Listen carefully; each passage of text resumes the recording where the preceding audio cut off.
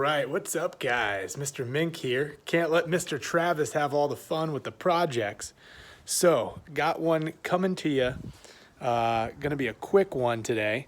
We're going to be cutting a piece of countertop using a circular saw with a plywood cutting blade.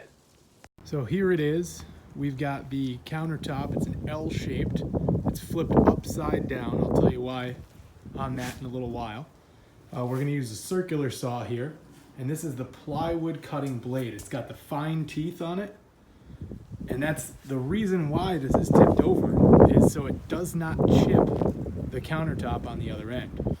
We got the framing square, a metal yardstick, and then we also have, like I said, the circular saw with the blade. We have our level, and then we also have an extension cord to make sure we're safely using that circular saw. All right, to change the blade here, first things first, always unplug whatever tool you're maintaining or working on. We have to get this bolt out. All right, we got the new blade on here. Remember, we had to take that bolt out. The blade will spin on you while you're trying to tighten, so most of the saws will have some kind of pin. That pin stops the blade from spinning, so you can get a wrench on it. This is an adjustable crescent wrench.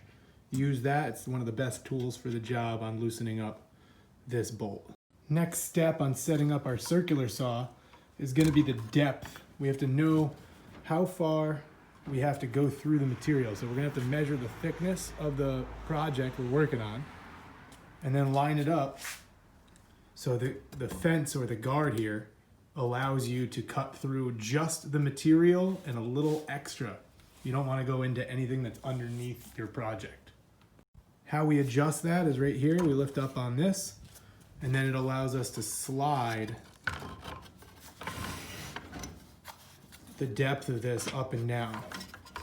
So we're gonna have to make that a little higher to make sure we don't hit the driveway. All right, next step here. Laid it out with the framing square and the metal yardstick. Even looked at the level a little bit, make sure everything's good. You'll notice now I have my protection from the sun, which is key, especially when you do not have a lot of hair, such as myself. The blade is on, we're ready to get plugged in.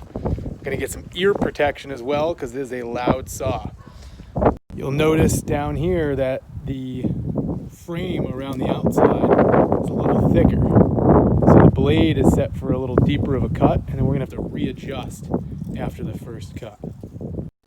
Okay, we're plugged in, we're ready to go. Got the saw ready here. Gonna have to pull back this guard when I start the cut. Sometimes that gets caught. I got my ear protection in. Might be a little loud. Keep in mind, the first cut is the deepest. It's a music reference, bonus points for picking up on that. All right. Make sure the cord is out of the way. Some people cut through it.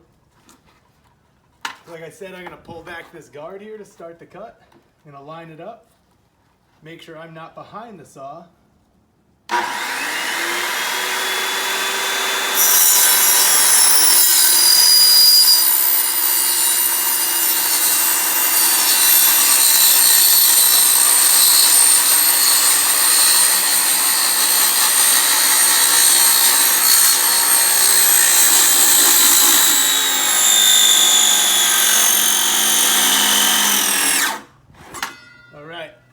Made that first cut.